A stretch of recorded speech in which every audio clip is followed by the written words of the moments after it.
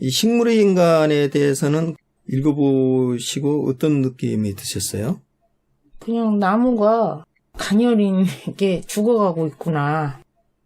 그런 생각을 했는데 뒤통수에 가느다란 튜브를 매달고 여기에서 다시 사람을 말하는구나. 제목을 다시 한번 보게 되는 것 같아요. 환기시켜서. 그래서 나무를 얘기한 것 같은데 정말 사람을 말하고 있네.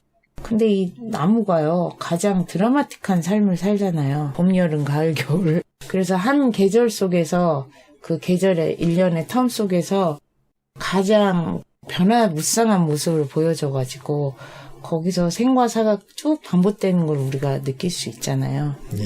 그래서 그걸로 끌고 오면서 제목을 식물인간 이렇게 하니까 사람의 인생 마지막 그 단말마의 순간들, 그다음에 꺼져갈 때의 그 경계에서, 삶과 죽음의 경계에서 모습들을 굉장히 자세하게 현미경적으로 포착을 했구나. 그러면 이제 여기에 나와 있는 시를 보면서 식물인간, 꽃나무가 쓰러졌다. 꽃나무를 둘러싼 나무들이 비틀거렸다. 이마를 모으고 끄떡끄떡 회의를 한다. 저는 이 시를 보면서요, 꽃이 떨어지고 네. 난 다음 그 광경을 식물의 인간으로 본 것 같아요. 네. 그래서 봄에 그 꽃들이 꽃을 떨어뜨리고 난 뒤에 꽃나무를 둘러싼 나무들이 비틀거렸다. 이제 꽃이 떨어지는 광경이잖아요, 이것이요. 그러면서 이마를 모으고 끄떡끄떡 회의를 한다. 이제 꽃이 떨어지면 우리는 어떡하지? 열매를 맺어야 되나? 뭐 이런 회의겠죠, 여기서는. 잎이 이제 내야지. 그렇죠. 그래서 신락 같은 연록소에 눈물과 불빛을 따른다는 것은 그 이별의 눈물과 예. 잎을 새롭게 내는 그런. 그 엽록소에다가 눈물이라는 것은 엽록소의 눈물과 불빛을 따른다는 것은 눈물이라는 것은 빗물이 될 수도 있고 불빛이라는 건 해가 될 수도 있는 거거든요. 그래서 그 엽록소에 영양분을 준다 이런 말이 된 것 같아요. 눈물과 불빛을 따른다는 것이. 저는 그냥 꽃과 헤어지면서 그 이별의 눈물, 그 다음에 새로운 잎을 또 튀어내야 되는 희망의 불빛. 예, 그것도 되죠. 예.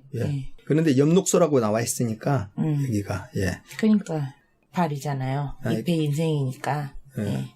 그 엽록소의 눈물과 불빛을 따른다는 것이 꽃을 떨어뜨리는 눈물이고 그 불빛은 새로운 햇빛을 받으면서 살아가야 되는 희망. 그것이 더 맞겠네요. 그래서 그림자들은 어디까지 늘어날 수 있나? 계속 커가는 과정. 그 나무가 늘어날 수 있나?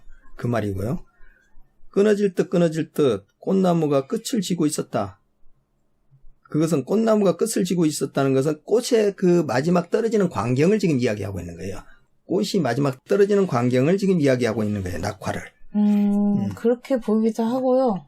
나무들이 계속 햇빛을 더 받으라고 옆으로 끝과 끝으로 계속 펼쳐 나가잖아요. 그래서 그림자들은 어디까지 늘어날 수 있나 하는 말이 그 말이에요. 그렇죠. 잎그림자. 손끝을 가늘게 떨고 있었다. 손끝이라는 것은 나무 이파리 끝이잖아요. 그리고 어둠의 욕창 속에서 잠 못 드는 몸들이 창 쪽으로 벽 쪽으로 자꾸 뒤집혔다. 창 쪽하고 벽 쪽이라는 것은 어딜까요?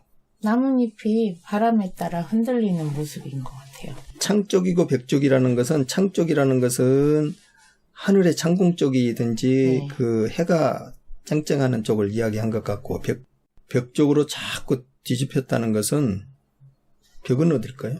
벽 쪽으로나 그림자 쪽으로나 나무 쪽으로 그러니까 이파리가 새로운 이파리가 계속 나기도 하고 막히는 쪽이거든요. 이것은 막히는 쪽이니까 몸들이 창 쪽으로 벽 쪽으로 자꾸 뒤집혔다. 햇빛의 뒤편을 얘기하는 것 같아요. 벽이라는 거. 몸들이 창 쪽하고 벽 쪽이 있잖아요. 이거 햇빛만 다 받을 수는 없잖아요. 그래서 벽 쪽하고 창 쪽은 그 햇빛이 창은 햇빛 쪽이고 벽 쪽은 햇빛을 못 받은 쪽으로 이쪽으로 뒤집히고 저쪽으로 뒤집히고 이제 그랬다는 것이죠. 해가 항상 그 한쪽만 비춰주는 건 아니거든요.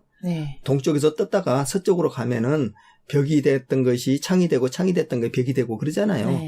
자꾸 뒤집혔다는 것은 낮과 밤이 바뀌었다.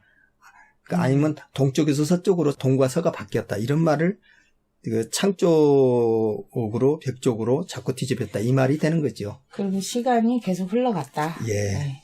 그래서 이제 막 옷을 갈아입은 나무만 남고 모두 돌아간다. 이제 막 옷을 갈아입은 나무만 남고 모두 돌아간다는 것은 꽃들이 다 돌아갔다는 그 말이에요. 그리고 이제 잎만 남았다. 네. 이 말이에요. 그러면 이제 뒤통수에 가느다란 튜브를 매달고 이게 무슨 말이에요? 잎자루에 잇몸이 이렇게 붙어 있잖아요. 가느다랗게. 예. 그래서 신락같이 거기에 의지해서 또 생을 키워가잖아요. 그 말이에요, 바로. 네. 이파리 하나하나가 튜브예요. 네. 네. 그 햇빛을 받고 엽록소를 키워가고 있는 튜브인 거야. 그러니까 네. 나무는 수많은 튜브를 달고 있는 거야. 네. 그러면서 밑에서 그 삼투압에서 물을 끌어올리고 그러잖아요. 그것이. 그러면서 또 이파리가 끝없이 지죠. 이파리도 같이 지잖아요. 죽기도 하고. 죽기도 하지만은 네. 그 죽는다기보다는 이파리가 나무를 키워가기 때문에 그 튜브를 달고 생명을 이어가면서 살아간다는 그런 말이 돼야 되겠죠. 여기서. 그러니까 이파리 하나하나에 또 죽음도 같이 예. 말하고 있는 게 예. 어둠의 욕창 예. 그런 말들 있잖아요. 그래서 예. 큰 나무로 보면 나무 네. 전체 이파리가 뭐겠어요, 이게. 튜브잖아요. 그리고 그렇죠. 나무 뿌리로 쭉 내려오면 뭐가 되겠어요? 줄기? 줄기 관이잖아, 관. 물관 안에 예. 채관 뭐 이런 거. 예, 그러니까 나무 전체 덩어리로 보면은 그것은 하나하나 몸통? 이파리는 큰 튜브 그 링겔병 같은 거고 나무 줄기 같은 것은 전부 다 튜브인 거예요, 이게. 가지나 이런 것은 하나하나의 관 같은 거 튜브인 거예요, 네. 이것이요. 예, 네. 그렇게 봐야 돼요. 그래서 뒤통수에 가느다란 튜브를 매달고 이렇게 이제 되는 것이죠. 근데 이게 제목을 식물인간이라고 하니까 예. 이게 저는 죽음으로 가는 장면으로 봤어요. 예. 제목에서 그래가지고 예. 식물인간도 사실은 링겔, 꽃기 의존해가지고 예. 신락 같은 생을 그거에 의존하고 있잖아요. 그렇죠. 죽어가면서. 예. 여기서 바로 이걸 떼버리면 죽잖아요. 오히려 저는 이제 죽음 쪽으로 봤어요. 그래서 저는 네. 처음에는 이것을 그 이파리를 다 떨어뜨리고 가을에 네. 나무가 잠자로 들어가면서 그 예, 저도 튜브를 그렇게 달고 봤거든요. 이파리가 다 떨어지고 겨울잠을 자러 들어가는 식물인간처럼 예. 그렇게 돼 있는 상황이지 않나 그렇게도 생각을 했어요. 네. 그런데 이 시를 보면은 꽃이 막 떨어지고 난 뒤에 여름에 이파리들이 다 튜브를 링겔병을 달고 있는 같이 그 이파리 하나하나가 링겔병이고 거기에 튜브가 이렇게 연결돼 갖고 땅에서 이렇게 물을 빨아올리고 하는 그렇게도 보여요. 예. 그렇게 보는 것이 더 맞지 않을까 해서 저는 그렇게 봤어요. 그러니까 양쪽으로 다 보이는 거죠. 예. 똑같은 시간. 처음에는 제가 봤던 것이 겨울. 예. 겨울나무를 생각했었어요. 죽음의 절벽 끝에 서 있는 그런 모습이었는데 또 잎의 인생으로 보니까 또 커나가는 모습으로도 보이고요. 네. 그러니까 식물처럼 마구 뻗어가는. 예. 네, 그래서 여러 가지로 네. 다양하게 볼 수도 있다. 근데 앞에 쓰러졌다라고 돼 있고 가느다란 튜브를 매달았다고 돼 있으니까 예. 처음에는 당연히 이제 죽음과 연관시켜서 보죠. 예, 그래서 이렇게 그 겨울이라든가 여름 이파리라든가 해서 다양하게 볼 수 있다. 이렇게 볼 수 있네요. 네.